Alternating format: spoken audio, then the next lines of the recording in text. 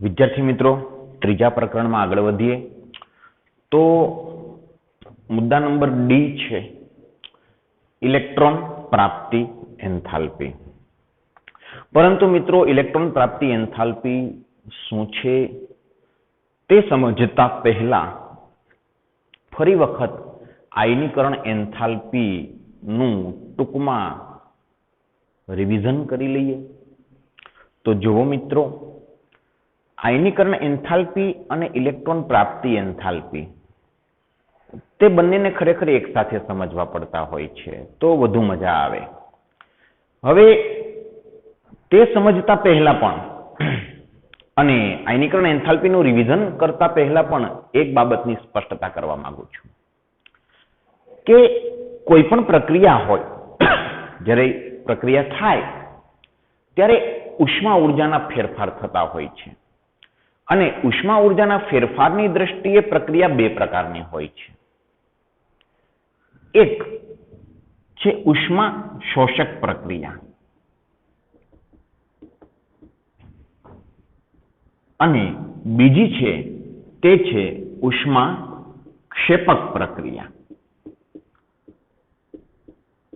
આ બે બાબતને પહેલા સારી રીતે સમજીએ તો ઉષ્મા શોષક પ્રક્રિયા એટલે શું? તો કે પ્રક્રિયા દરમિયાન ઉષ્માનું શોષણ થતું હોય, ઉષ્મા ઉર્જા શોષાતી હોય. અને ઉષ્મા ક્ષેપક પ્રક્રિયા એટલે પ્રક્રિયા દરમિયાન ઉષ્મા ઉર્જાનું ઉત્સર્જન થતું હોય. તો ઉષ્મા શોષક પ્રક્રિયા, ઉષ્મા ક્ષેપક પ્રક્રિયા, તેને સાદા ઉદાહરણોથી આપણે સમજીએ. સાદા ઉદાહરણોથી સમજીએ. જેમ કે NaCl એટલે કે મીઠું, NaCl સોલિડ, મીઠું, સોડિયમ ક્લોરાઇડ, તેને પાણીમાં નાખવામાં આવે, પાણી પ્રવાહી છે, તો જે નિપજ બને છે તે બને છે NaCl નું જલીય દ્રાવણ, NaCl aqueous solution. તો આ પ્રક્રિયકો છે, આ નિપજ છે મિત્રો. હવે સાંભળો, આ પ્રક્રિયા દરમિયાન ઉષ્મા ઉર્જાનું ખરેખર શોષણ થાય છે, ઉષ્મા શોષાય છે. તો આ ઉષ્મા શોષક પ્રક્રિયા ગણાય, ઉષ્મા શોષક પ્રક્રિયા. હવે કેટલી ઉષ્મા શોષાય છે તે આપણા માટે જરૂરી નથી, પરંતુ કંઈક ઉષ્મા શોષાય છે, ઉર્જાનું શોષણ થાય છે, ઉષ્મા શોષક પ્રક્રિયા. હવે જુઓ મિત્રો, જો આ પ્રક્રિયા દરમિયાન ઉષ્માનું શોષણ થતું હોય, એટલે કે ઉષ્મા શોષક પ્રક્રિયા હોય, તો પ્રક્રિયકો પ્રક્રિયા કરે છે, ઉષ્માનું શોષણ થાય છે અને નિપજ બને છે. તો ફરી વાર બોલું છું મિત્રો, પ્રક્રિયકો પ્રક્રિયા કરે છે, ઉષ્માનું શોષણ થાય છે, ઉર્જાનું શોષણ થાય છે અને નિપજ બને છે. તો ઉર્જા જે છે તે ખરેખર પ્રક્રિયકને લાગુ પડે, પ્રક્રિયક બાજુ દર્શાવવી પડે. તો હું પ્રક્રિયક બાજુ દર્શાવું છું કે x કિલો જૂલ એકમમાં રાખીએ ઉર્જાનું મૂલ્ય, બરાબર? તો x કિલો જૂલ ઉર્જા શોષાય છે મિત્રો, x કિલો જૂલ. તો આ ઉષ્મા શોષક પ્રક્રિયા થઈ. હવે ઉષ્મા ક્ષેપક પ્રક્રિયાનું ઉદાહરણ આપવું. આ ઉષ્મા શોષક પ્રક્રિયાનું ઉદાહરણ છે કે પ્રક્રિયકો પ્રક્રિયા કરે છે, x કિલો જૂલ ઉષ્મા શોષે છે અને નિપજ બને છે. આ વાત થઈ ઉષ્મા શોષક પ્રક્રિયા. હવે ઉષ્મા ક્ષેપક પ્રક્રિયાનું ઉદાહરણ આપવું કે દાખલા તરીકે કેલ્શિયમ ઓક્સાઇડ, જેને આપણે કળી ચૂનો કહીએ છીએ, કળી ચૂનો, જેને પાણીમાં નાખો તો કળી ચૂનો અને પાણી પ્રક્રિયક છે, તો બને છે કેલ્શિયમ હાઇડ્રોક્સાઇડ, ચૂનાનું નીતર્યું પાણી. મિત્રો, આ પ્રક્રિયા ઉષ્મા ક્ષેપક છે, એટલે કે પ્રક્રિયકો પ્રક્રિયા કરે છે, નિપજ બને છે ને ઉર્જા ઉત્પન્ન થાય છે. તો ઉર્જા થઈ એ ખરેખર નિપજ બાજુ બતાવવી પડે, કારણ કે પરિણામ સ્વરૂપ ઉર્જા ઉત્પન્ન થઈ છે. ઉર્જા નિપજ તરીકે વર્તે છે. આ કિસ્સામાં ઉર્જા પ્રક્રિયક તરીકે વર્તતી હતી કે પ્રક્રિયકો પ્રક્રિયા કરે છે, ઉર્જાનું શોષણ પણ કરે છે અને નિપજ બને છે. તો ઉર્જા જે છે તે પ્રક્રિયક તરીકે વર્તે છે તેમ કહીએ તો ચાલે. બરાબર.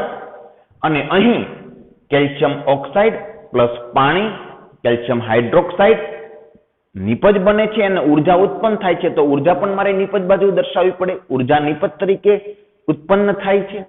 તો માનો કે y કિલો જૂલ ઉર્જા ઉત્પન્ન થાય છે. ઓકે, ચલો આ x કિલો જૂલ હતી.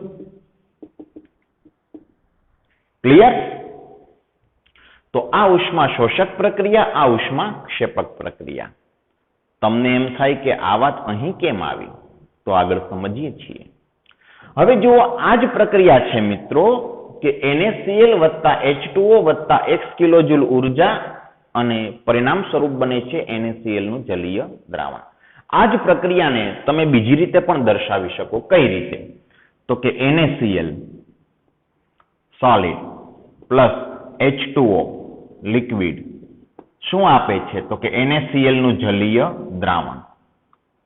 પછી કોમા કરવાનો અને અહીંયા લખવાનું ડેલ્ટા H. ડેલ્ટા H બરાબર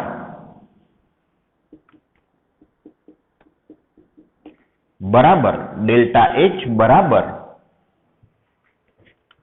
x કિલો જૂલ. જુઓ મિત્રો, શું ફેર છે આ રજૂઆત અને આ રજૂઆતમાં? તો આ ઉષ્મા શોષક પ્રક્રિયા હોય, મેં x કિલો જૂલ ઉર્જાને પ્રક્રિયક બાજુ દર્શાવી હતી, જ્યારે આ રજૂઆતમાં ઉર્જાને મેં અલગથી દર્શાવી છે કે ડેલ્ટા H બરાબર x કિલો જૂલ. તેનો અર્થ શું થાય? તેનો અર્થ એવો થાય કે આ પ્રક્રિયા દરમિયાન ઉર્જાનો ફેરફાર એટલો છે, એન્થાલ્પી ફેરફાર. મિત્રો, ઉષ્મા ઉર્જાનો ફેરફાર ખરેખર એન્થાલ્પી ફેરફાર કહેવાય. બાકી વિગતે આ બાબતને આપણે ઉષ્મા ગતિશાસ્ત્રના પ્રકરણમાં સમજીશું. ઉષ્મા ઉર્જાનો ફેરફાર તે એન્થાલ્પી ફેરફાર કહેવાય. અત્યારે તેટલું યાદ રાખીશું આપણે. અને એન્થાલ્પીની સંજ્ઞા H છે. ડેલ્ટા એ તફાવત છે, ફેરફાર. ડેલ્ટા H એટલે ઉષ્મા ઉર્જાનો ફેરફાર આ પ્રક્રિયામાં કેટલો થયો? તો કે x કિલો જૂલનો. તો શબ્દ શું આવ્યો મિત્રો? ફેરફાર. અહીંયા હું કયો શબ્દ મૂકતો હતો કે x કિલો જૂલ ઉષ્મા શોષાય છે. અહીંયા હું શબ્દ મૂકું છું x કિલો જૂલ ઉષ્મા ઉર્જાનો ફેરફાર થાય છે. તો તમને થશે મિત્રો કે શોષાય છે ને ફેરફાર થાય છે તે શું એક કહેવાય? તો એ આગળ ઉપર જોઈએ છીએ. હવે આ પ્રક્રિયાને કઈ રીતે રજૂઆત કરી શકાય? તો એ પ્રક્રિયાની રજૂઆત આમ થઈ શકે: કેલ્શિયમ ઓક્સાઇડ વત્તા H2O, ભૌતિક અવસ્થા નથી લખતો, solid liquid, calcium hydroxide aqueous, અને નિપજ બાજુ જે પ્લસ y કિલો જૂલ ઉર્જા એટલે લખી હતી કારણ કે y કિલો જૂલ ઉષ્મા ઉર્જા પ્રક્રિયા દરમિયાન ઉત્પન્ન થતી હતી. પરંતુ હવે તેને બદલે હું બતાવું છું કોમા કરી, ડેલ્ટા H બરાબર -y કિલો જૂલ. જુઓ, અહીંયા x કિલો જૂલ મેં પ્લસ બતાવી છે, અહીંયા y કિલો જૂલ મેં માઇનસ બતાવી છે. ટૂંકમાં યાદ રાખો મિત્રો, શોષાતી ઉષ્મા ધન ગણાય, ઉત્પન્ન થતી ઉષ્મા ઋણ ગણાય. શોષાતી ઉષ્મા ધન ગણાય જો પ્રક્રિયા ઉષ્મા શોષક હોય. આ ઉષ્મા શોષક પ્રક્રિયા છે તો તમારે માનો કે પ્રક્રિયક બાજુ ઉષ્મા ઉર્જાને નથી બતાવવી, અલગથી બતાવી છે ડેલ્ટા H કરીને, તો પ્લસ x કિલો જૂલ.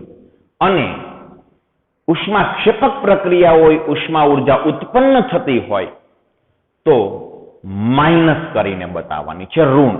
શોષાતી ઉષ્મા ધન ગણાય, ઉત્પન્ન થતી ઉષ્મા ઋણ ગણાય. મિત્રો, તમને એમ થાય કે અમારે કેમ યાદ રાખવું? તો હું તમને સરળ શબ્દો, સરળ ભાષામાં અને સરળ રીતે યાદ રાખવું હોય તો સમજાવું કે જુઓ, અહીં આ x કિલો જૂલ કેવા છે? પ્લસ, પ્રક્રિયક બાજુ. તો અહીં પણ ડેલ્ટા H પ્લસ બતાવ્યું. હવે ઉત્પન્ન થતી ઉર્જા, ઉષ્મા ક્ષેપક પ્રક્રિયામાં ઉત્પન્ન થતી ઉર્જા, તો નિપજ બાજુ પ્લસ છે. તો આ સાઈડ લાવો તો પ્રક્રિયક બાજુ શું થશે? માઇનસ.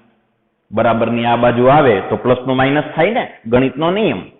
बराबर पद बराबरनी आ साइड थी आ साइड ल्यो तो प्लस नो माइनस थाय तो आ प्लस वाय किलोजूल आ साइड ल्यो तो माइनस वाय किलोजूल थशे बराबर आ प्लस एक्स किलोजूल प्रक्रियक बाजू हतुं ने आ प्रक्रियक बाजू माइनस वाय किलोजूल थशे उष्मा ऊर्जानुं मूल्य हमेशा प्रक्रियक बाजू समझवुं तो ख्याल आवी जाय प्लस लेवुं के माइनस लेवुं हवे उष्मा शोषक प्रक्रिया होय तो प्रक्रियक बाजू प्लस थाय अने उष्मा क्षेपक प्रक्रिया होय तो निपज बाजू प्लस थाय पण प्रक्रियक बाजू माइनस थाय अच्छा तेम न समजाय तो बीजी भाषामां समजावुं के उष्मा शोषक प्रक्रियामां शुं होय प्रक्रियको प्रक्रिया करे उष्मा ऊर्जानुं शोषण थाय एटले उष्मा ऊर्जा उमेराय प्लस गणाय बराबर अने उष्मा क्षेपक प्रक्रियामां शुं होय प्रक्रियको प्रक्रिया करे निपज बनावे अने ऊर्जानुं उत्सर्जन पण करे हवे ऊर्जा गई एटले माइनस थाय बराबर तो उष्मा शोषक प्रक्रिया अने उष्मा क्षेपक प्रक्रियामां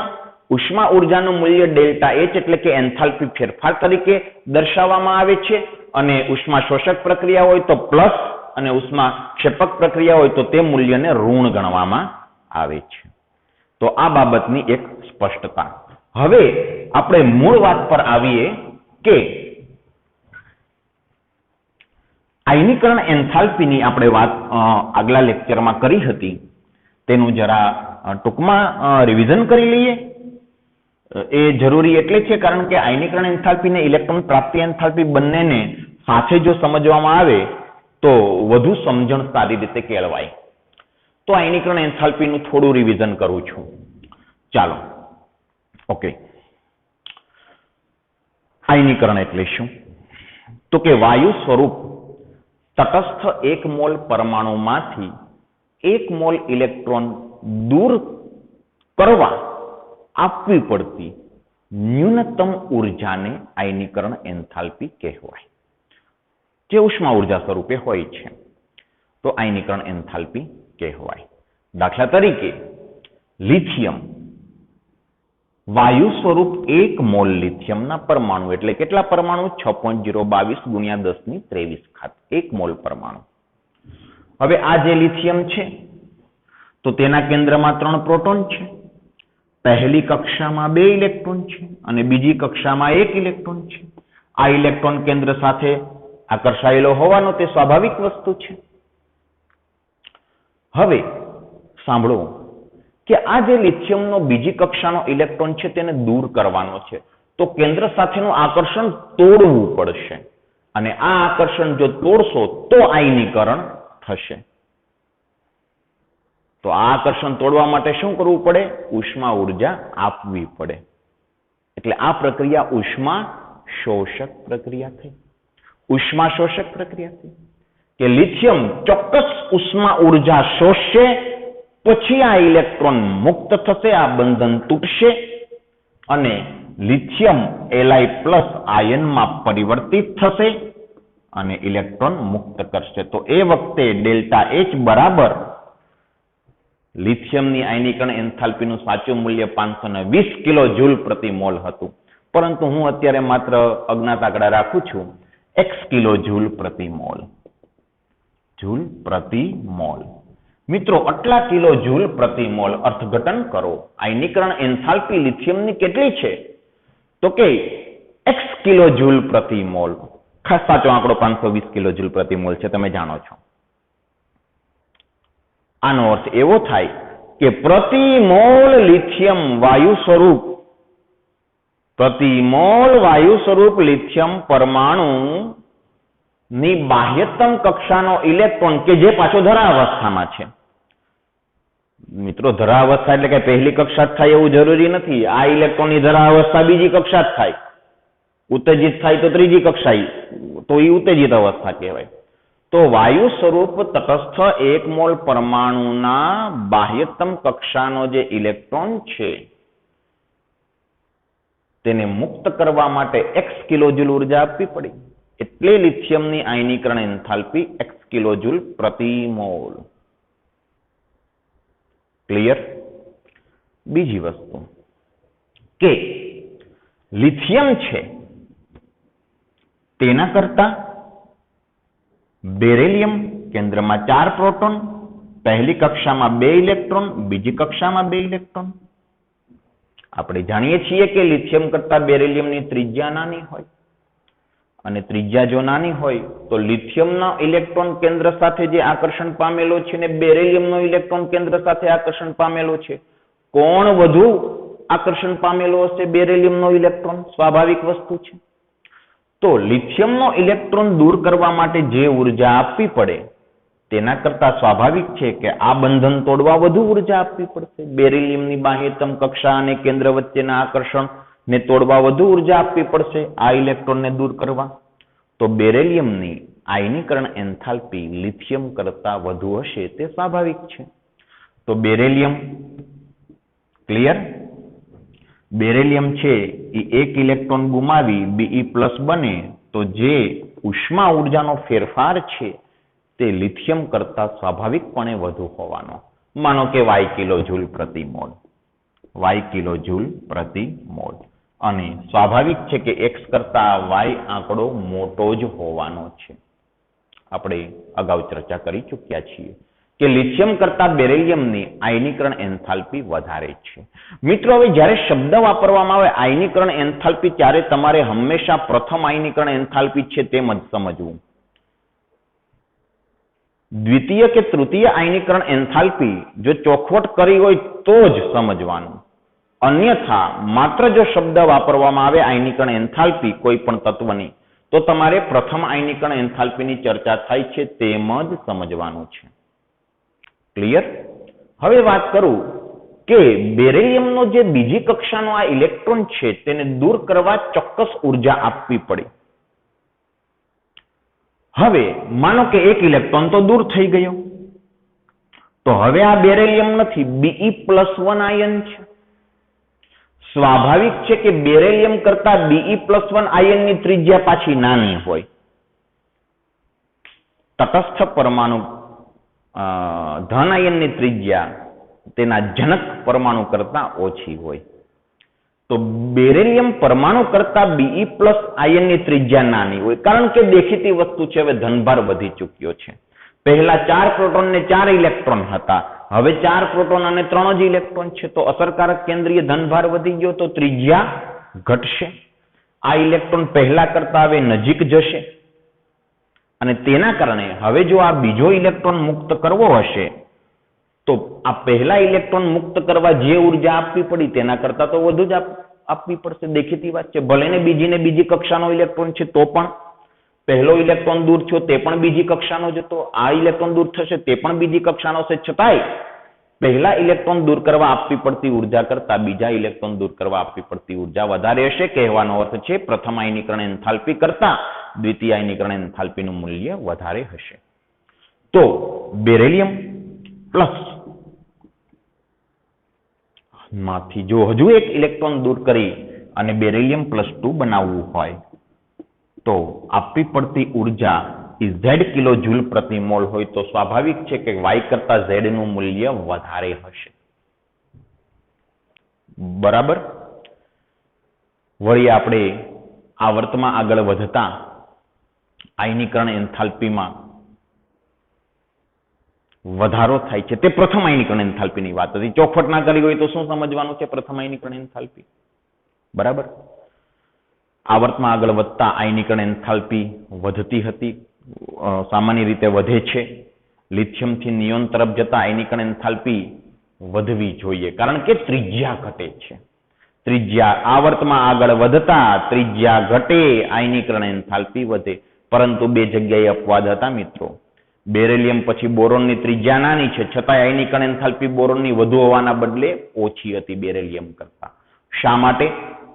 તો એમાં આપણે કારણ આપ્યું હતું કે બોરોનમાં ઇલેક્ટ્રોન જે દૂર થાય છે તે p કક્ષકનો થાય છે, જે સરળતાથી દૂર થઈ શકે. બેરિલિયમમાં જે ઇલેક્ટ્રોન દૂર થાય છે તે s કક્ષકનો દૂર થાય છે, જે મુશ્કેલ છે. તે તેનું કારણ હતું.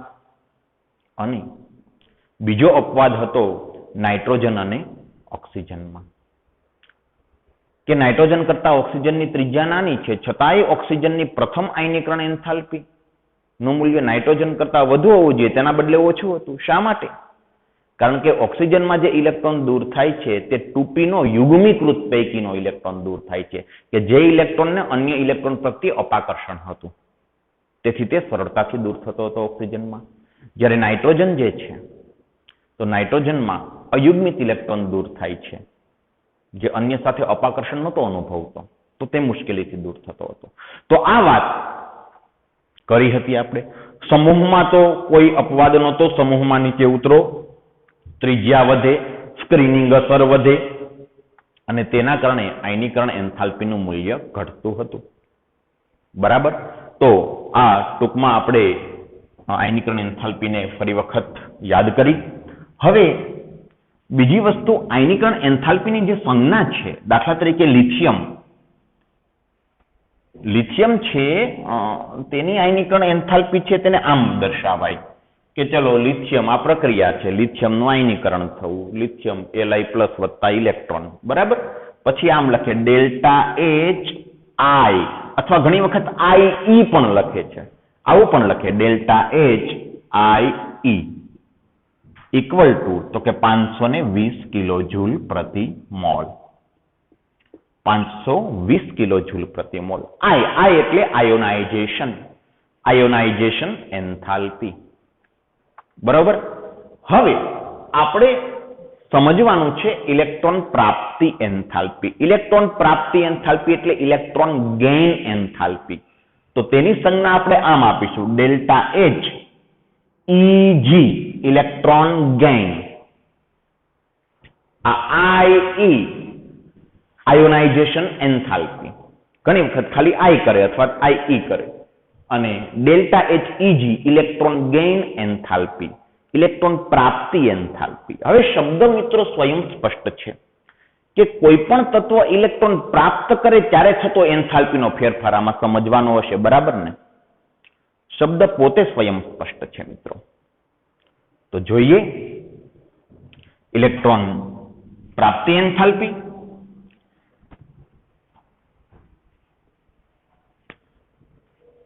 હવે જુઓ મિત્રો, યાદ રાખો, આયનીકરણ એન્થાલ્પી હંમેશા ધન હોય, હંમેશા ધન હોય.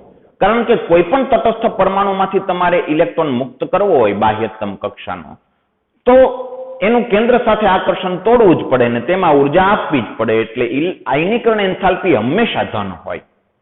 તો ઇલેક્ટ્રોન પ્રાપ્તિ એન્થાલ્પી વિશે શું કહી શકાય તેની આપણે ચોખવટો કરીશું. આયનીકરણ એન્થાલ્પી હંમેશા ધન હોય, યાદ રાખજો. ચલો હવે ઇલેક્ટ્રોન પ્રાપ્તિ એન્થાલ્પી એટલે શું?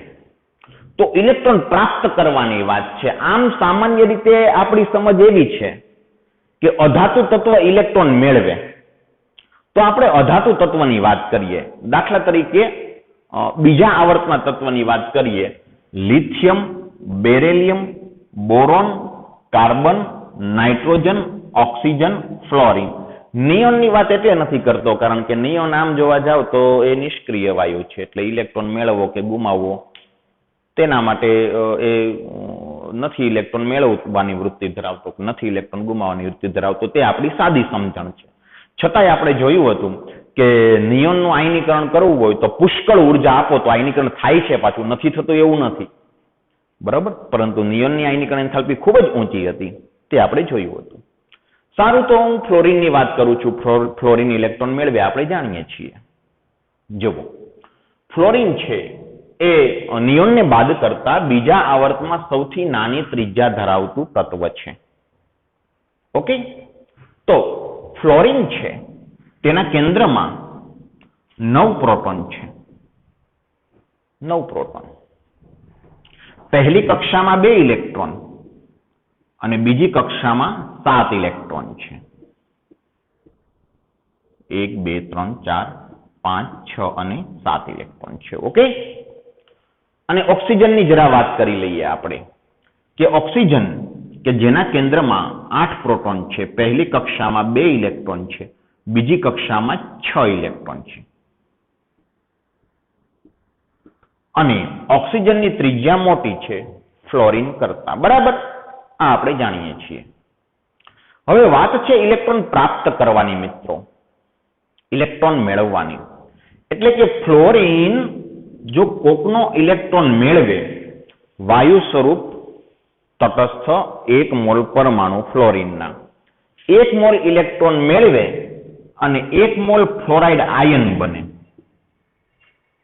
તેની વાત છે. ઇલેક્ટ્રોન પ્રાપ્ત કરવાની વાત છે. પહેલા જે વાત હતી તે ઇલેક્ટ્રોન ગુમાવવાની વાત હતી. આયનીકરણ એટલે ઇલેક્ટ્રોન ગુમાવી ધનાયનમાં પરિવર્તિત થવું, અને ઇલેક્ટ્રોન મેળવી અને ઋણાયનમાં પરિવર્તિત થવું તેને કહેવાય ઇલેક્ટ્રોન પ્રાપ્તિ. અને આ ઘટના વખતે જે ઉષ્મા ઉર્જાનો ફેરફાર થાય તેને કહેવાય ઇલેક્ટ્રોન પ્રાપ્તિ એન્થાલ્પી. શું થશે સમજીએ મિત્રો. જુઓ, ફ્લોરિન કોકનો ઇલેક્ટ્રોન મેળવે, કોકનો એટલે તેની બાહ્યતમ કક્ષાની પણ બહારનો ઇલેક્ટ્રોન મેળવશે. હવે જ્યારે અંતમી કક્ષામાંથી ઇલેક્ટ્રોન જો બાહ્યતમ કક્ષામાં આવે ત્યારે ઉર્જાનું ઉત્સર્જન થાય. યાદ રાખો મિત્રો, યાદ રાખો, જ્યારે બે કણ વચ્ચે આકર્ષણ થાય ત્યારે ઉર્જાનું ઉત્સર્જન થાય. એ ઉષ્માક્ષેપક પ્રક્રિયા હોય. અને તેનાથી ઉલટું બે કણ વચ્ચેનું આકર્ષણ તમારે જો તોડવું હોય તો ઉર્જા આપવી પડે. તે ઉષ્મા શોષક પ્રક્રિયા હોય. એટલે જ આયનીકરણ એન્થાલ્પી ઉષ્મા શોષક પ્રક્રિયા હતી. કારણ કે આયનીકરણમાં શું કરવાનું હતું? આકર્ષણ તોડવાનું હતું. કોનું? કેન્દ્ર અને બાહ્યતમ કક્ષાના ઇલેક્ટ્રોન વચ્ચેનું આકર્ષણ તોડવાનું હતું. ઉર્જા આપવી પડતી હતી. જ્યારે અહીં ફ્લોરિનનું જે કેન્દ્ર છે તે બહારના કોઈ ઇલેક્ટ્રોનને આકર્ષે છે. આ આકર્ષણની ક્રિયા છે, તેમાં ઉર્જાનું ઉત્સર્જન થાય. તો ફ્લોરિન જ્યારે વાયુ સ્વરૂપ તટસ્થ 1 મોલ ફ્લોરિનના પરમાણુ 1 મોલ ઇલેક્ટ્રોન મેળવી ફ્લોરાઇડ આયનમાં પરિવર્તિત થશે ત્યારે 328 કિલો જૂલ ઉર્જા ઉત્પન્ન થશે. કિલો જૂલ પ્રતિ મોલ.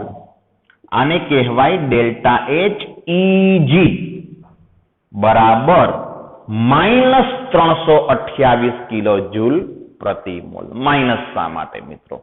ઉત્પન્ન થતી ઉર્જા ઋણ ગણાય. પ્રક્રિયા દરમિયાન જો ઉર્જા ઉત્પન્ન થતી હશે તો તે ઋણ ગણાશે. તો ફ્લોરિનની ઇલેક્ટ્રોન પ્રાપ્તિ એન્થાલ્પી 328 કિલો જૂલ પ્રતિ મોલ થશે. બરાબર. હવે એક બીજી વાત કહું. હમણાં મેં વાત કરી તે મુજબ બે કણ વચ્ચે આકર્ષણ થાય, ઉર્જાનું ઉત્સર્જન થાય, અને તે આકર્ષણ જો પ્રબળ તો ઉર્જાનું ઉત્સર્જન પણ વધુ, અને જો આકર્ષણ ઓછું તો ઉર્જાનું ઉત્સર્જન પણ ઓછું. દેખીતી વાત છે. તો હવે વાત કરું મિત્રો ઓક્સિજનની, કે ઓક્સિજન ઈ કોકનો એક ઇલેક્ટ્રોન આકર્ષે. હવે જુઓ મિત્રો, ઓક્સિજનની ત્રિજ્યા મોટી છે. હવે એ બાહ્યતમ કક્ષાની બહારના ઇલેક્ટ્રોનને આકર્ષે, અને ફ્લોરિનની ત્રિજ્યા નાની છે, એ પણ બાહ્યતમ કક્ષાની બહારના ઇલેક્ટ્રોનને આકર્ષે. જો ત્રિજ્યા નાની હોય તો અસરકારક કેન્દ્રીય ધનભાર ઊંચો હોય. અસરકારક કેન્દ્રીય ધનભાર ઊંચો હોય. જો ત્રિજ્યા નાની હોય તો કેન્દ્રના આકર્ષણની બહાર અસર વધારે હોય. તો ફ્લોરિન કોકનો ઇલેક્ટ્રોન આકર્ષે તે પ્રબળતાથી આકર્ષે. એટલી પ્રબળતાથી ઓક્સિજન નહીં આકર્ષી શકે. દેખીતી વાત છે, કારણ કે ઓક્સિજનની ત્રિજ્યા મોટી છે, અને ત્રિજ્યા જો મોટી હોય તો અસરકારક કેન્દ્રીય ધનવીજભાર ઓછો હોય. અસરકારક કેન્દ્રીય ધનવીજભારને ઝેડ અફેક્ટિવ કહેવામાં આવે છે. અસરકારક કેન્દ્રીય ધનવીજભાર. ઓકે. તો ઓક્સિજન છે તે કોકનો ઇલેક્ટ્રોન આકર્ષે તે એટલી પ્રબળતાથી નહીં આકર્ષી શકે જેટલી પ્રબળતાથી ફ્લોરિન આકર્ષે છે. કારણ શું? કારણ ઓક્સિજનની ત્રિજ્યા મોટી છે, તો કેન્દ્રની અસરકારકતા ઓછી છે. છતાંય ઓક્સિજન જો કોકનો ઇલેક્ટ્રોન આકર્ષે અને O- આયનમાં જો પરિવર્તિત થાય, વાયુ સ્વરૂપ બધું, તો કેટલી ઉર્જા ઉત્પન્ન થશે? તો દેખીતી વસ્તુ છે કે આની કરતા તો ઓછી જ ઉર્જા ઉત્પન્ન થશે, કારણ કે આ આકર્ષણ ઓછું છે. તો ઓક્સિજનની ઇલેક્ટ્રોન પ્રાપ્તિ એન્થાલ્પી ડેલ્ટા એચ ઈજી તે 141 કિલો જૂલ પ્રતિ મોલ છે. -141 કિલો જૂલ પ્રતિ મોલ.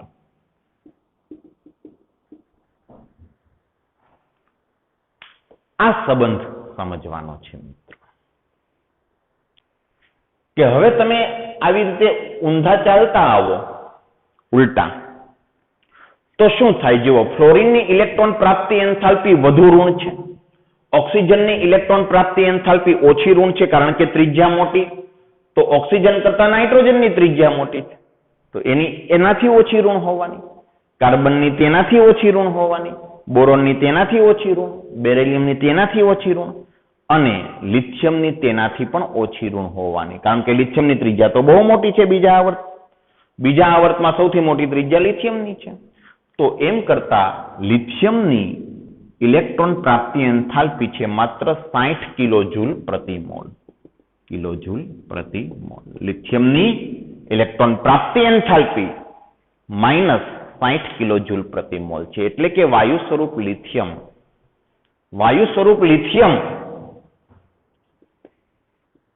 1 મોલ ઇલેક્ટ્રોન સ્વીકારીને Li માઇનસ બને. વિચિત્ર વાત લાગે છે મિત્રો. Li તો પ્લસ ન હોય, ધાતુ તો ઇલેક્ટ્રોન ગુમાવે નહીં. અહીં તો ધાતુ એ મેળવો. તો મિત્રો યાદ રાખો કે એવું નથી કે ધાતુ ઇલેક્ટ્રોન ગુમાવે જ, ગુમાવવાની વૃત્તિ જ ધરાવતો હોય. ના, તેવું નથી.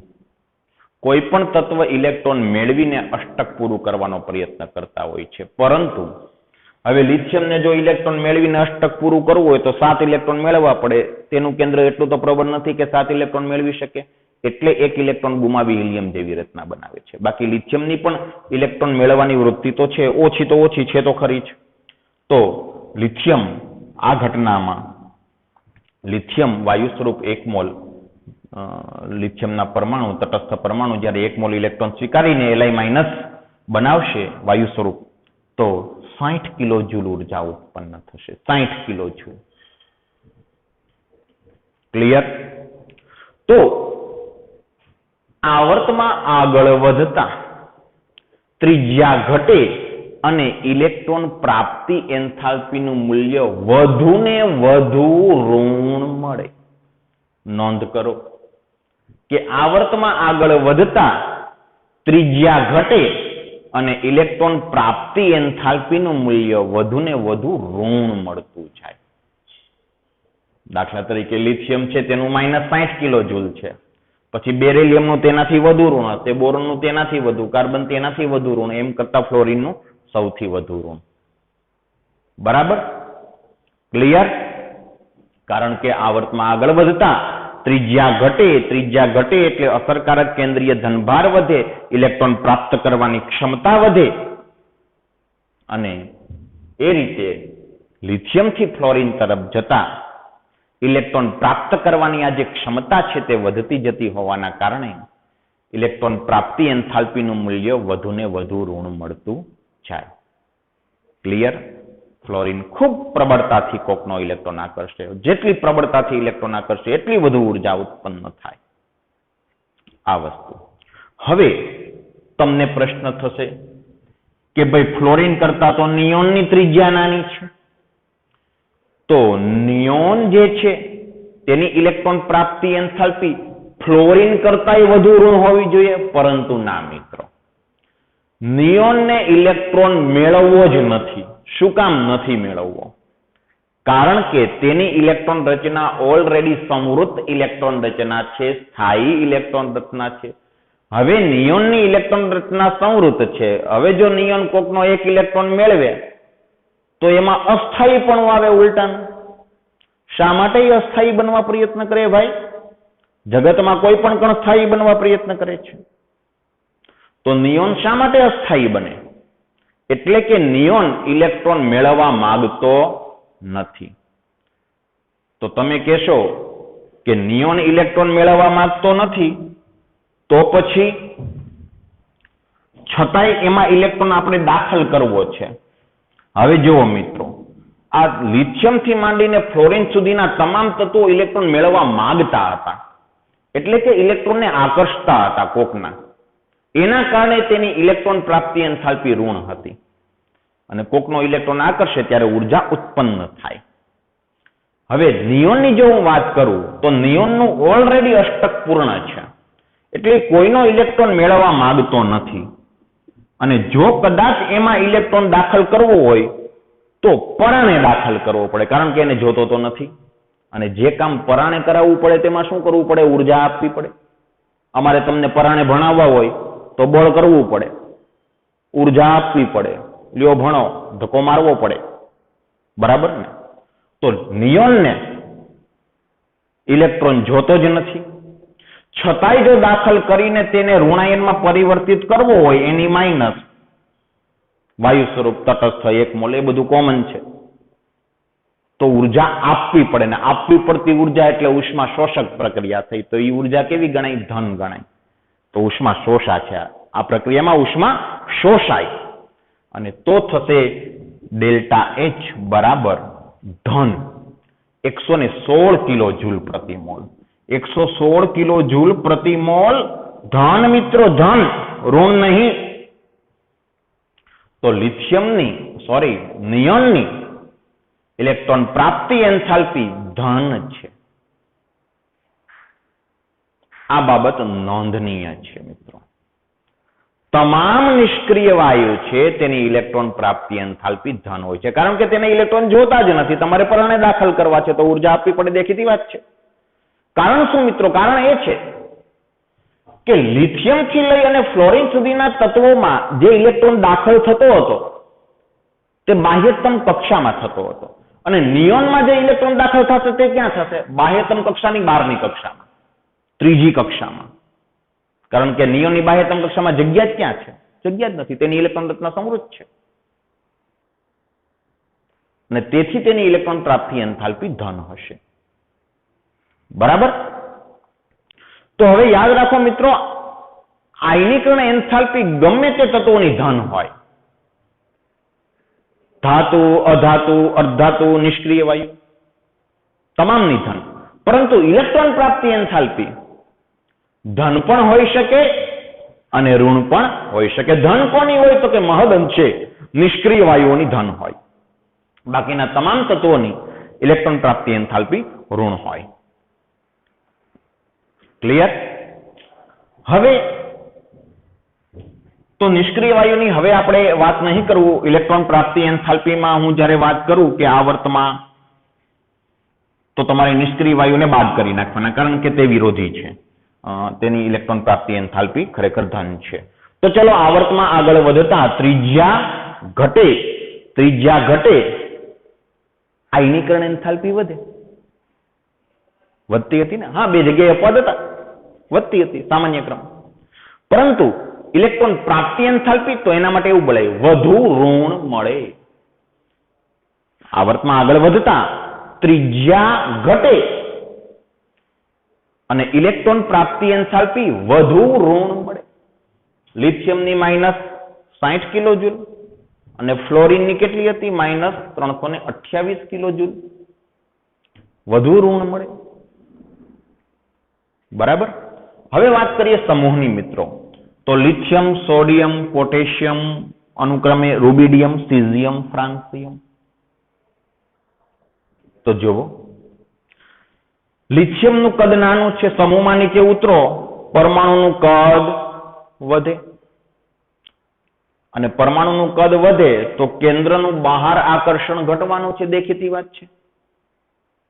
અને તેના કારણે સમૂહમાં નીચે ઉતરતા ત્રિજ્યા વધે છે અને ઇલેક્ટ્રોન પ્રાપ્તિ એન્થાલ્પી ઓછી ઋણ મળે.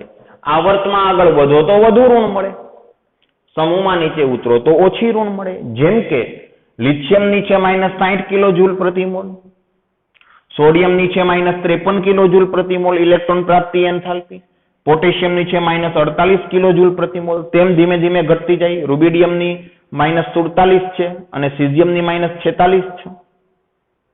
તો સમૂહમાં નીચે ઉતરો તો ત્રિજ્યા વધે ને ઇલેક્ટ્રોન આકર્ષવાની વૃત્તિ ઘટે, ને વૃત્તિ ઘટે તો ઇલેક્ટ્રોન પ્રાપ્તિ એન્થાલ્પી ઓછી ઋણ મળે.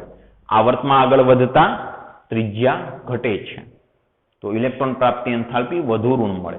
સમૂહમાં નીચે ઉતરતા ત્રિજ્યા વધે છે તો ઇલેક્ટ્રોન પ્રાપ્તિ એન્થાલ્પી ઓછી ઋણ મળે. આ સામાન્ય ક્રમ છે, સામાન્ય ક્રમ કહું છું મિત્રો. હવે જેવી રીતે આયનીકરણ એન્થાલ્પીમાં અપવાદ હતા તેમ ઇલેક્ટ્રોન પ્રાપ્તિ એન્થાલ્પીમાં પણ ક્યાંક ને ક્યાંક તો અપવાદ હશે જ ને, પરંતુ તેમાં અપવાદ ઓછા છે મિત્રો. તેમાં નિયમિતતા સારી છે, અપવાદ ઓછા છે. જોઈએ છીએ મિત્રો.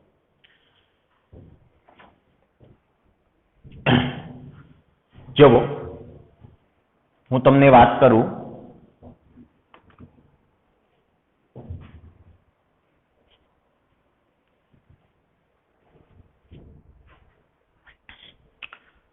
એક તમને કોષ્ટક આપેલું છે.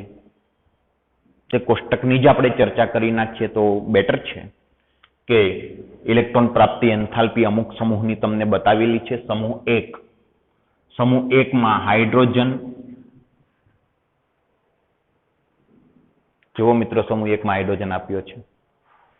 અગાઉ હાઇડ્રોજન સમૂહ 1 નું તત્વ હતું, તેની ચર્ચા આપણે કરી ચૂક્યા છીએ. લિથિયમ, સોડિયમ, પોટેશિયમ, રૂબિડિયમ અને સીઝિયમ. આની ડેલ્ટા HEG ઇલેક્ટ્રોન પ્રાપ્તિ એન્થાલ્પી ના મૂલ્યો આપેલા છે. હાઇડ્રોજનનું છે -73 કિલોજૂલ પ્રતિ મોલ એકમમાં છે. લિથિયમ -60 છે. સોડિયમ -53 છે. પછી -48 છે. -43 કિલોજૂલ પ્રતિ મોલ, -46 કિલોજૂલ પ્રતિ મોલ. તો જુઓ મિત્રો, સમૂહમાં નીચે ઉતરો તો ત્રિજ્યા વધે તો ઇલેક્ટ્રોન પ્રાપ્તિ એન્થાલ્પી ઓછી ઋણ મળતી જાય. ખૂબ જ સરસ મજાનો ક્રમ જળવાય છે, કોઈ પ્રશ્ન નથી. ત્યારબાદ તમને સમૂહ 16 ના તત્વો આપેલા છે. સમૂહ 16 ના આ જે બીજો આવર્ત છે તેના તત્વોથી શરૂઆત કરો તો ઓક્સિજન, સલ્ફર, સિલેનિયમ, ટેલ્યુરિયમ અને પોલોનિયમ. આની ઇલેક્ટ્રોન પ્રાપ્તિ એન્થાલ્પીના મૂલ્યો આપ્યા છે કિલોજૂલ પ્રતિ મોલ એકમમાં. -141 કિલોજૂલ પ્રતિ મોલ, -200 કિલોજૂલ પ્રતિ મોલ. સિલેનિયમ -195 કિલોજૂલ પ્રતિ મોલ. ટેલ્યુરિયમ છે -190 કિલોજૂલ પ્રતિ મોલ અને પોલોનિયમ છે -174 કિલોજૂલ પ્રતિ મોલ. અહીંયા કંઈક વિચિત્ર લાગે છે મિત્રો. સમૂહમાં નીચે ઉતરતા ત્રિજ્યા વધે અને ત્રિજ્યા વધતી જાય તો ઇલેક્ટ્રોન પ્રાપ્તિ એન્થાલ્પી ઓછી ઋણ મળતી જાય. જુઓ, આની કરતા ઓછી ઋણ છે, એની કરતા ઓછી ઋણ છે, એની કરતા ઓછી ઋણ છે, એની કરતા ઓછી ઋણ છે, એની કરતા ઓછી. ક્યાંય અપવાદ નથી. પણ અહીંયા જુઓ, ઓક્સિજન કરતા સલ્ફરની ઇલેક્ટ્રોન પ્રાપ્તિ એન્થાલ્પી ઓછી ઋણ હોવી જોઈએ, એની બદલે વધારે ઋણ છે. થયો ને અપવાદ? તો એક અહીંયા અપવાદ ઉભો થયો મિત્રો. સમજીએ શું કામ અપવાદી છે. પણ પછી કોઈ પ્રશ્ન નથી. ઓછી ઋણ, ઓછી ઋણ, ઓછી ઋણ. સલ્ફરથી તમે આગળ વધો તો કોઈ પ્રશ્ન નથી. પરંતુ આ પહેલા સ્ટેપમાં જ પ્રશ્ન ઉભો થયો કે ઓક્સિજનની ત્રિજ્યા નાની હોય, સલ્ફરની ત્રિજ્યા મોટી હોય, દેખીતી વાત છે. તો ઓક્સિજનની ઇલેક્ટ્રોન પ્રાપ્તિ એન્થાલ્પી વધુ ઋણ હોવી જોઈએ, પણ ઓછી ઋણ છે. શું કામ? જોઈએ છીએ. પછી 17મા સમૂહના તત્વો આપ્યા છે તમને. Fluorine, chlorine, bromine, iodine, astatine. ફ્લોરિનની ઇલેક્ટ્રોન પ્રાપ્તિ એન્થાલ્પી ના મૂલ્ય -328 કિલોજૂલ પ્રતિ મોલ. પછી જોવો કોષ્ટકમાં ક્લોરિનનું 349.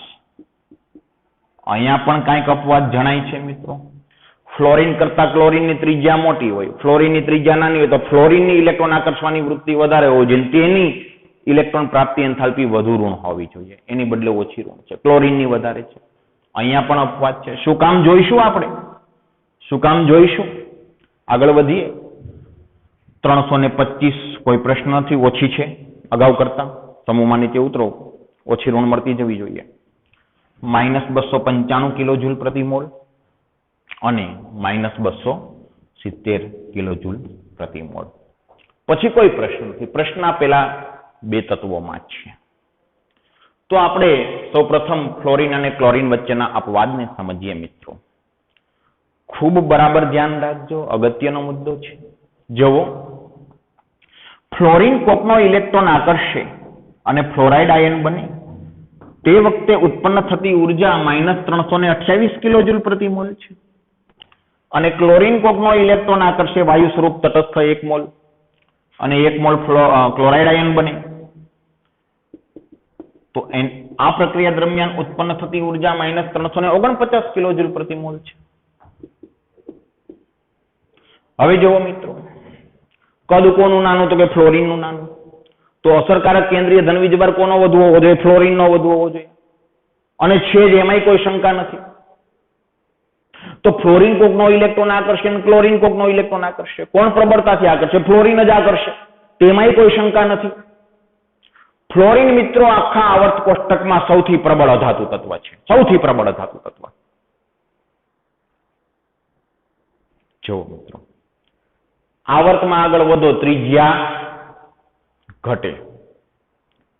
દાખલા તરીકે લિથિયમ થી ફ્લોરિન સતત ત્રિજ્યા ઘટે છે, અને ત્રિજ્યા ઘટે તો ઇલેક્ટ્રોન મેળવવાની વૃત્તિ વધે. હવે જુઓ, ઇલેક્ટ્રોન ગુમાવે તે ધાતુ કહેવાય, મેળવે તે અધાતુ કહેવાય. તો આવર્તમાં આગળ વધો તો ત્રિજ્યા ઘટે. ત્રિજ્યા ઘટે તો ઇલેક્ટ્રોન મેળવવાની વૃત્તિ વધે, એટલે અધાતુપણાનો ગુણ વધે. નોંધ કરજો મિત્રો, નોંધ કરજો. આવર્તમાં આગળ વધો, ત્રિજ્યા ઘટે. ત્રિજ્યા ઘટે તો ઇલેક્ટ્રોન મેળવવાની ક્ષમતા વધે. ઇલેક્ટ્રોન મેળવવાની ક્ષમતા વધે તો અધાતુ ગુણ વધે. ઓક્સિજન કરતા ફ્લોરિનની ત્રિજ્યા ઓછી, તો ફ્લોરિન વધુ પ્રબળ અધાતુ કહેવાય મિત્રો. કારણ કે ઓક્સિજન કરતા ફ્લોરિન ની ઇલેક્ટ્રોન આકર્ષવાની ક્ષમતા વધારે છે. એટલે ફ્લોરિન છે એ વધુ પ્રબળ અધાતુ કહેવાય ઓક્સિજન કરતા ફ્લોરિન. નાઇટ્રોજન, ઓક્સિજન, ફ્લોરિન અનુક્રમે ત્રિજ્યા ઘટે છે તો વધુને વધુ પ્રબળ અધાતુ બને છે. તેમ કહેવાય નાઇટ્રોજન કરતા ઓક્સિજન પ્રબળ અધાતુ કહેવાય. તેની ઇલેક્ટ્રોન મેળવવાની વૃત્તિ વધારે હોય પ્રબળ અધાતુની. ઓક્સિજન કરતા ફ્લોરિનની વધારે. બરાબર. અને જેની ઇલેક્ટ્રોન ગુમાવવાની વૃત્તિ હોય તે ધાતુ કહેવાય. તો હું એવું કહીશ કે આવર્તમાં આગળ વધો તો ત્રિજ્યા ઘટે, અને ત્રિજ્યા ઘટે તો ધાતુથી અધાતુપણાનો ગુણ દાખલ થાય. જો લિથિયમ ધાતુ છે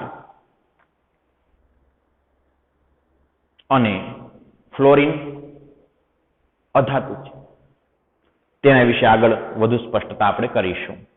સમૂહમાં તમે નીચે ઉતરો. સમૂહમાં નીચે ઉતરો તો શું થાય? ત્રિજ્યા વધે, અને ત્રિજ્યા વધે તો ઇલેક્ટ્રોન ગુમાવવાની વૃત્તિ વધે, તો ધાતુપણાનો ગુણ વધે. આવર્તમાં ધાતુપણાનો ગુણ ઘટે અને અધાતુપણાનો ગુણ વધે. સમૂહમાં નીચે ઉતરો તો ત્રિજ્યા વધે તો ધાતુપણાનો ગુણ વધે. તેની વિગતે આપણે ચર્ચા કરીશું. અહીં આગળ જોઈએ તો વાત એમ હતી કે ફ્લોરિન અને ક્લોરિન માં ફ્લોરિનની ત્રિજ્યા નાની છે તો તેની ઇલેક્ટ્રોન પ્રાપ્તિ એન્થાલ્પી વધુ ઋણ હોવી જોઈએ, અને ક્લોરિનની ઇલેક્ટ્રોન પ્રાપ્તિ એન્થાલ્પી ઓછી ઋણ હોવી જોઈએ, કારણ કે ત્રિજ્યા મોટી છે.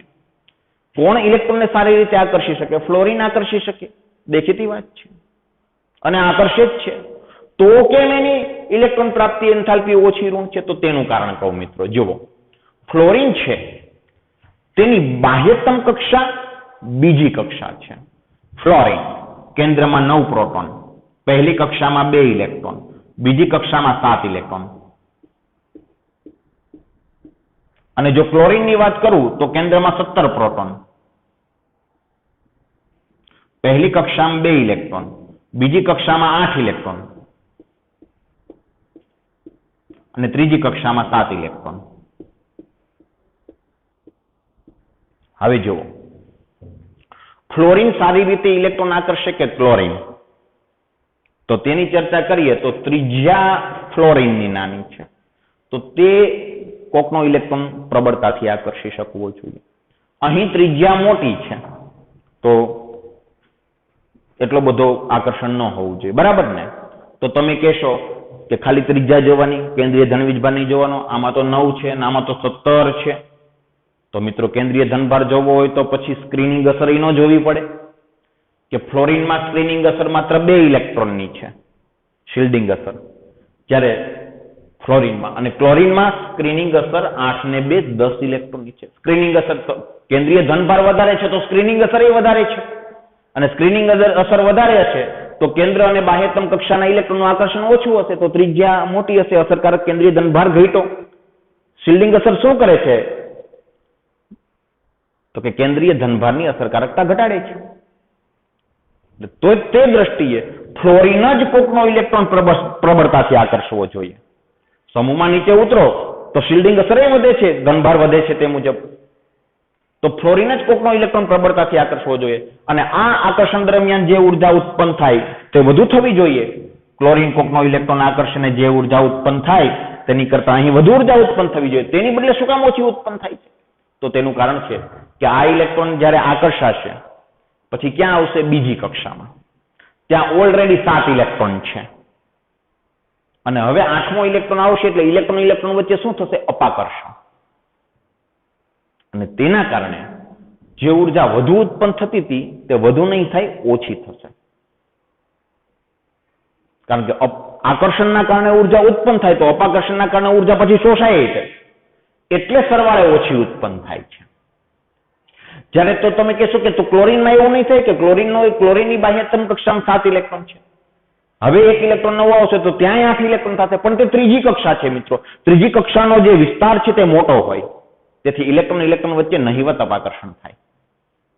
જ્યારે અહીં ફ્લોરિનના કિસ્સામાં બીજી કક્ષામાં 8મો ઇલેક્ટ્રોન આવે છે, પેલામાં ત્રીજી કક્ષામાં 8મો ઇલેક્ટ્રોન આવે છે.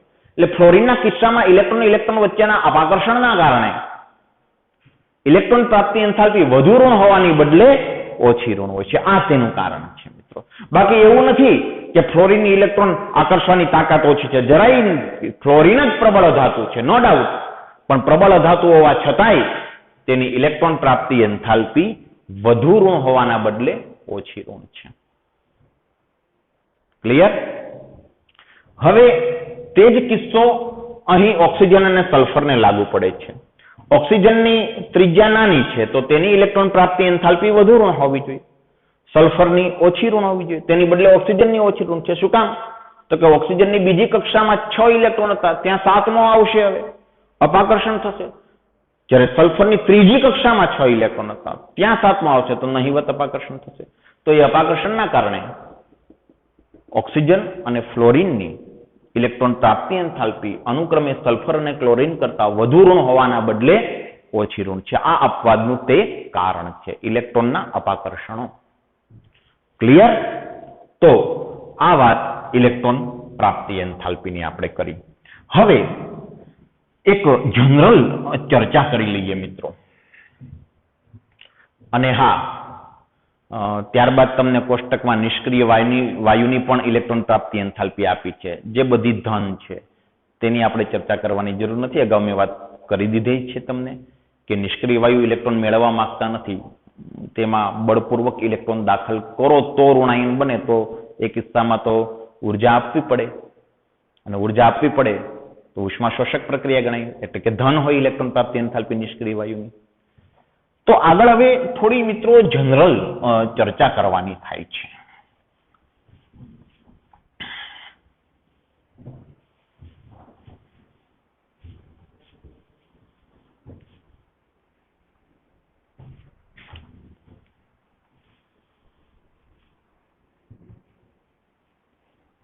જો મિત્રો, મારે ખાસ જે વાત કરવાની છે તે ધાતુ અને અધાતુ તત્વો વિશેની વાત કરવાની છે.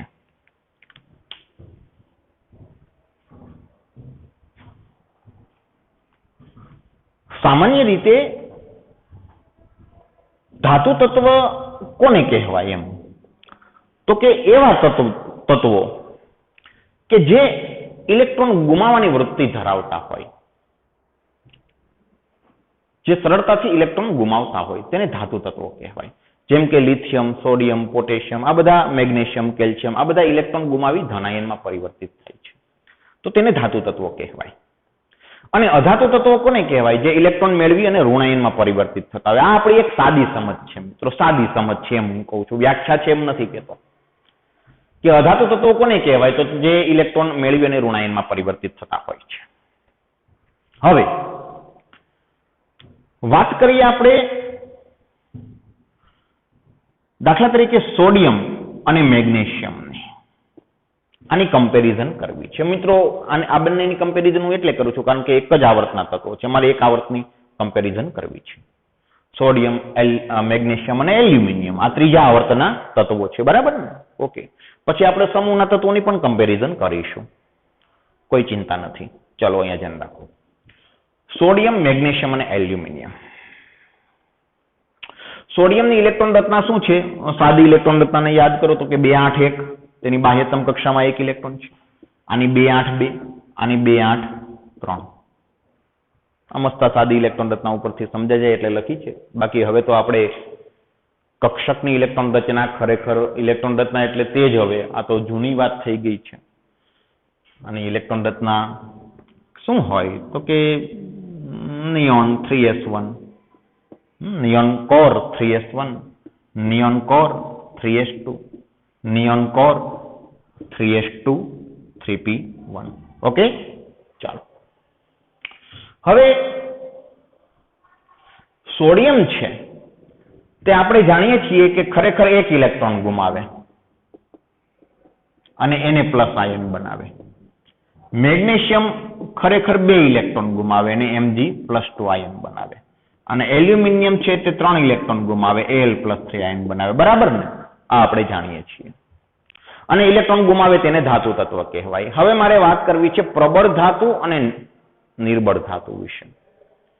કે કઈ ધાતુને પ્રબળ ગણવી?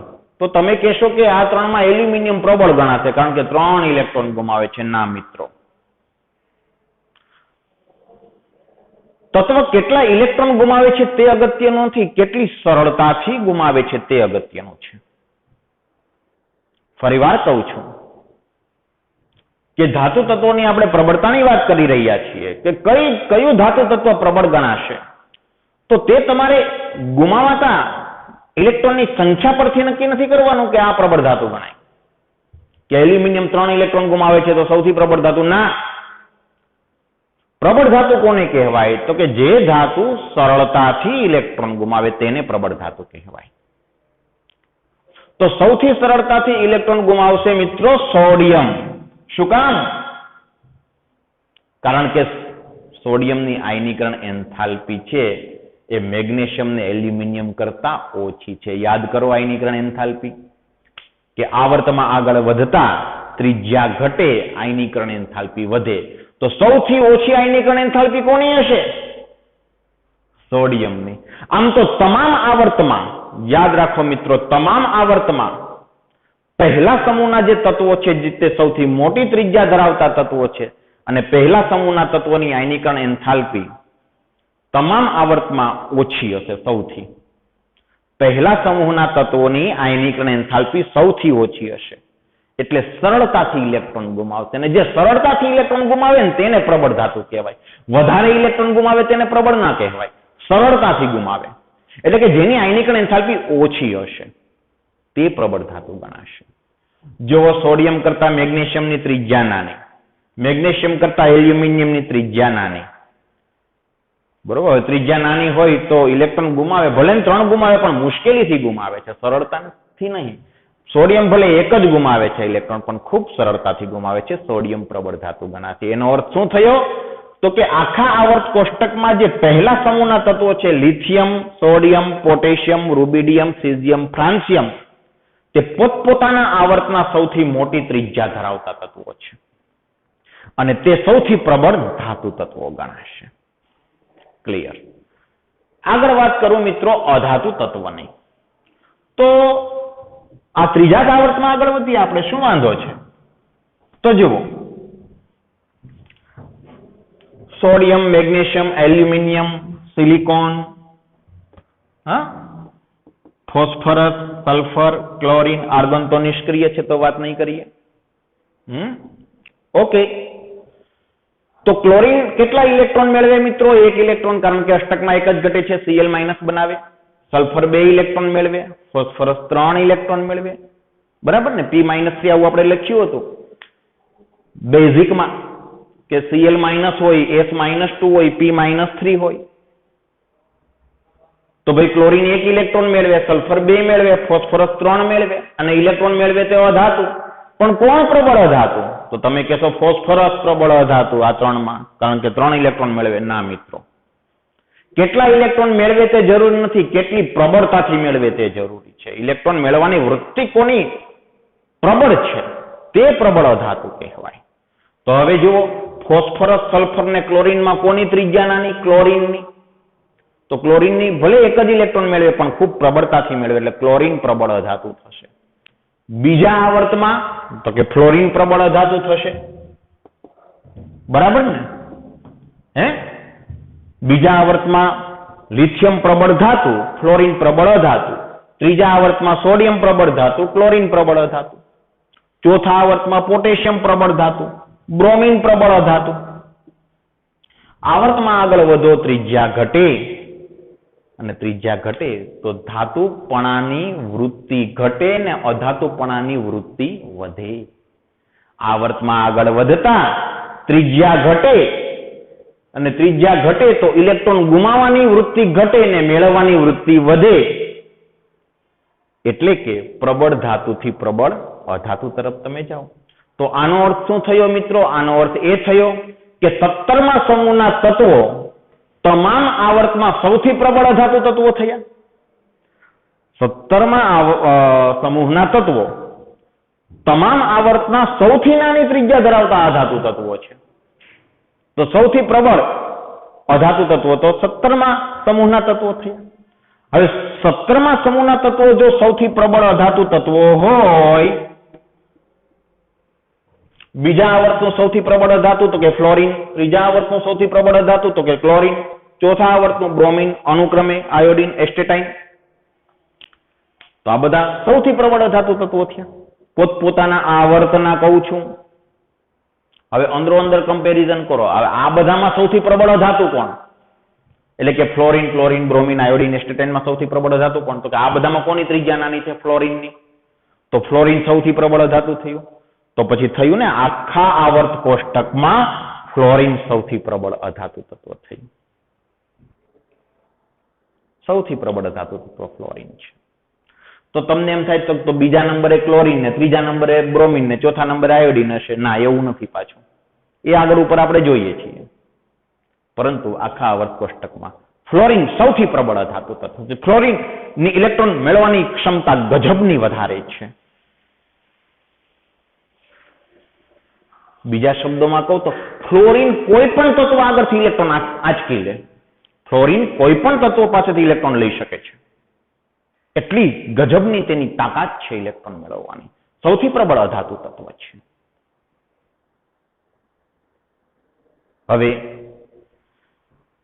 આના પછીના લેક્ચરમાં આપણે એક નવો પર્યાય સમજીશું, વિદ્યુત ઋણતા.